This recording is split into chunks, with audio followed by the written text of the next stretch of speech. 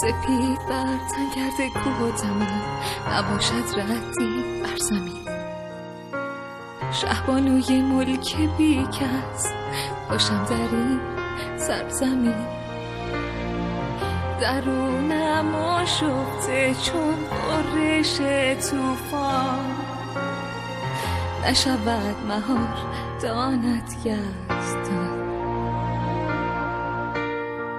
زبان برگیر مکن تغییر، شه دختیمان تو خوب و با تدبیر. کنش زنجیر نهانش کن، نهانش شد. به این سو به آن سو رها کن خفته نیرو، رها کن به هر سو بگردان از همه رو. بگویند هرچه میگویند بنما طغیان. سرما بهر من نسازد مشکل، شگفتا کمی دوری آسان نماید کار.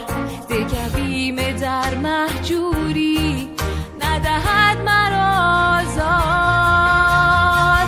شناسم خود شوم پرشور، ز حد و حصر کنم عبور. دگر زور و قانونی نیست رهایی. سیم از خود برهان، همسو شو با آسمان. نیرویت کنیان ننما دگر فغان. پا بر جا بمان در اینجا، بنما طغیان.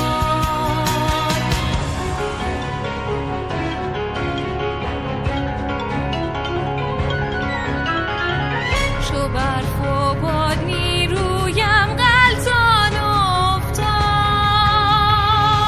شده روحم چون بلوری از یخ پیچان تابان. نفیری منجمد نزدم نمایان است. ننمایم رو به پس، گذشته گذشتم.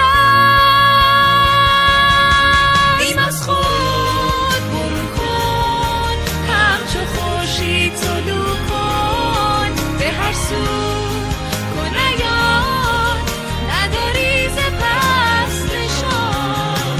مانم در نور مهریزان، بنما طغیان. سرما بهر من نسازد مشکل،